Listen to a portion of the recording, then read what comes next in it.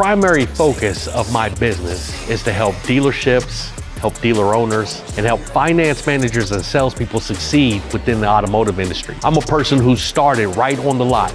I'm a person who started taking customers and started showing them how to buy cars. I started on the sales floor selling cars, and I worked my way up inch by inch in the automotive industry. This automotive industry has changed my life. And so the primary focus of my business is to help finance managers and salespeople change theirs.